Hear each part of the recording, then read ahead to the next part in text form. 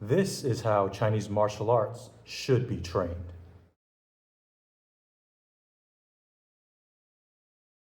Hey, what's up everybody? This is me, Vincent Zeng, the Wandering Warrior. Now, you remember my video, Qing Mo, the late Qing China. Everybody was Kung Fu fighting. Well, now we've entered the era right after. This was a time when the Han Chinese people were filled with both optimism and dread. Fed up with the flaws of their civilization and yet looking for ways to incorporate their cultures and traditional skills in the modern day.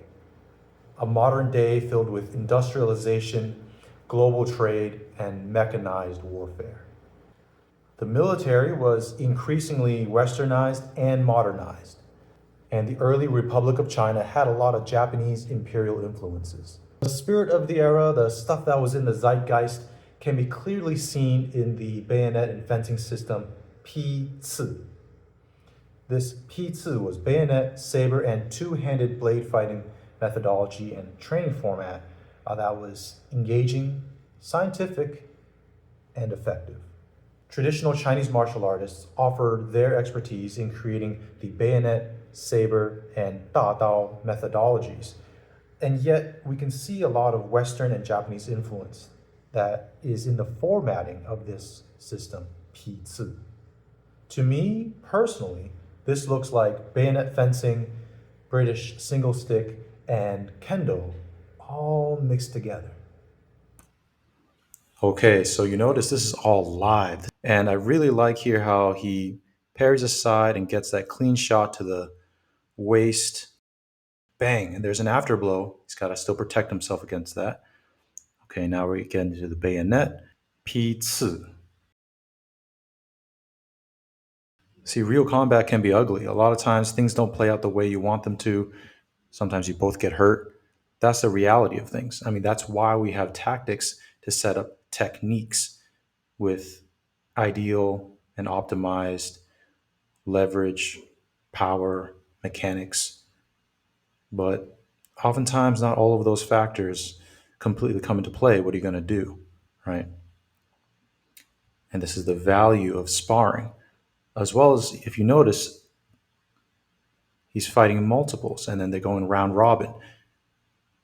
This is scenario training. You can see elements of building a martial culture, sort of ecological approach, constraints-led approach. There's a lot of really good stuff here from the standpoint of training methodology, pedagogy. Yeah, I really like it. I really like it. Does it all look super clean? No, this is not a demonstration. This is live practice.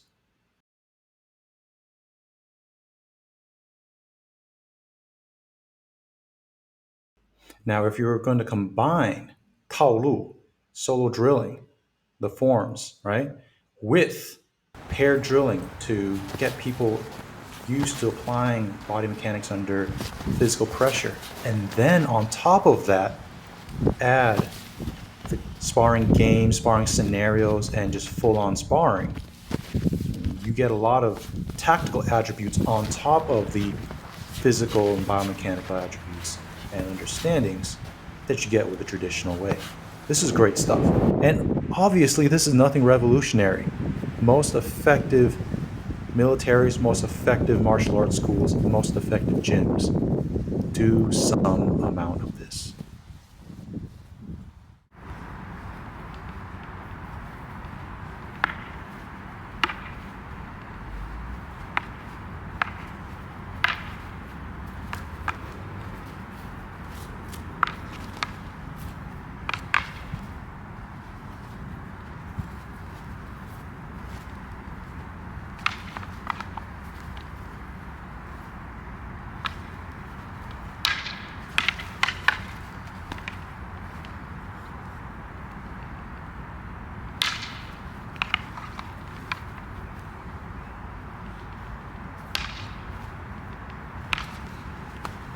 Beautiful.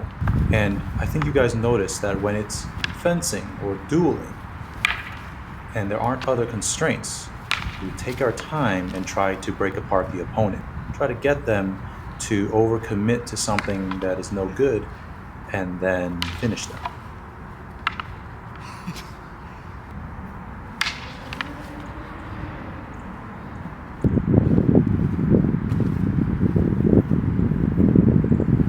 neither of us are particularly good at bayonet, our biases can be clearly seen. See, my partner here, Tarek Al-Sadaf, he spent a lot of time in swordsmanship and also in European swordsmanship. So you can see him go one-handed on particular techniques that pertain to the bind and being able to thrust your opponent. Whereas me, I'm sticking more to a strict whole arms fighting ethos.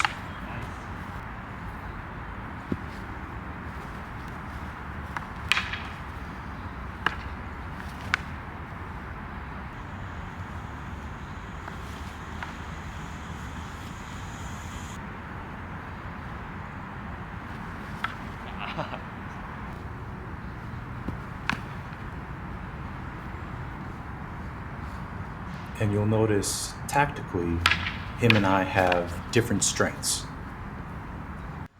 Now we're going to add a constraint. Now the game is no retreat. You have to keep moving forward.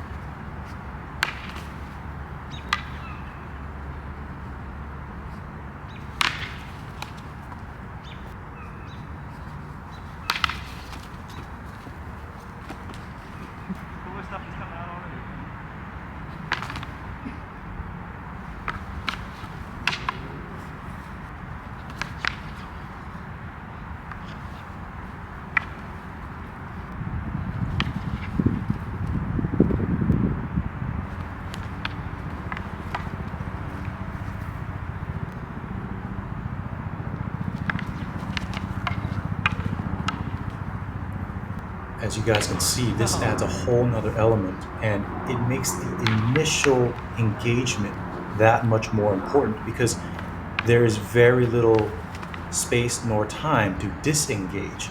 Immediately, you must determine how you attack or how you counter, and that's that. There's not a lot of space and time to feel things out.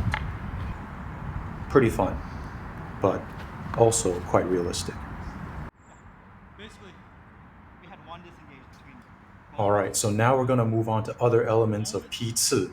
In this case, the two-handed sword, a Dadao. We're going to take a Dadao against the bayonet, the Ci. Now, this game is quite interesting. It's a little bit like a mongoose versus a cobra. The cobra has that lethal long-range strike, but if the mongoose can get aside of that and flank the cobra, it can win, and definitively at that. And so in this case, the person using that Dadao, if they can intercept the bayonet, they can surely win.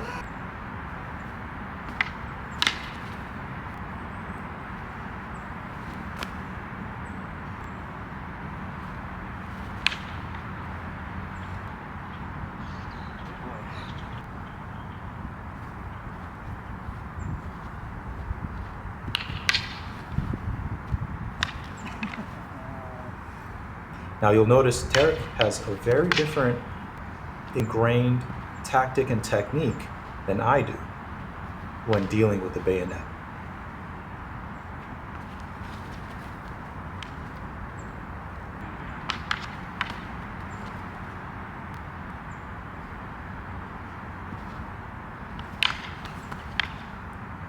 And now we're doing no retreats, but Dadao versus bayonet.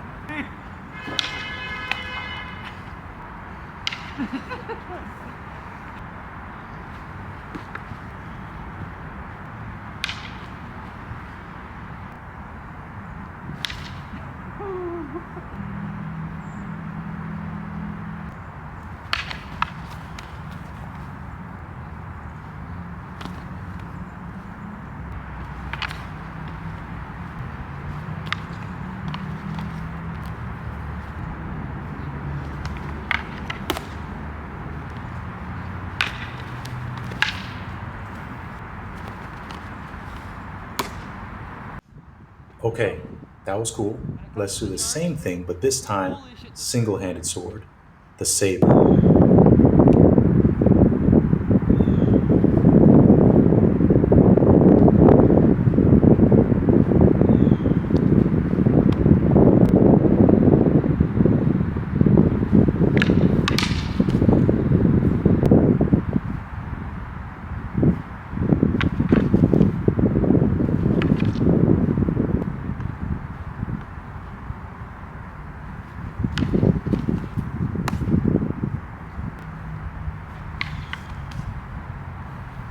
can see here that Tarek is making really good use of parrying with the saber in order to use the free hand to grab or jam me up and then kill. This is not too different from what he was doing with the Dadao. My turn now, bayonet versus saber. I'm using the saber, and my background, at least when it comes to swordsmanship, is primarily in the Chinese or Manchu-Mongol Dao, Yao Dao, Pei Dao, the saber. And so my movements here, my tactics are going to be a bit different.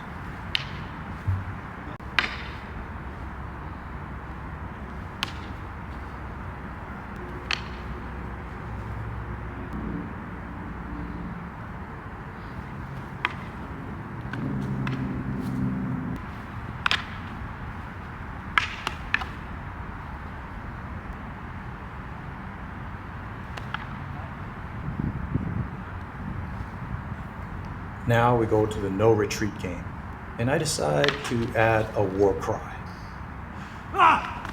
In this case, it was quite effective. The war cry, or the Ci, projects your spirit out onto the opponent. No.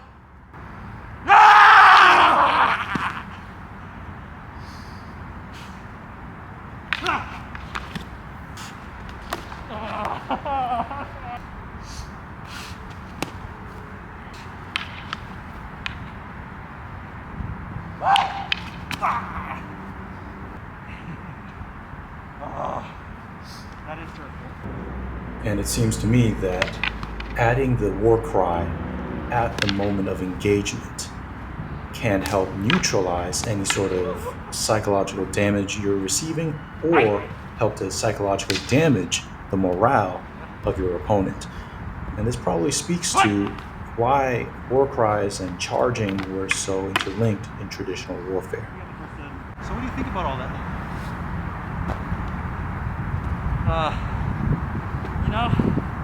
When it comes to the charge, holy shit does spirit matter. So that's it for my assessment of the PiCi system and my experimentations with my martial brother, Tarek Alsagov. If you guys have any comments, leave them down below. As always, support me on Patreon, like, share, subscribe if you haven't already, and thank you for joining me on my journey. I salute yours. Peace.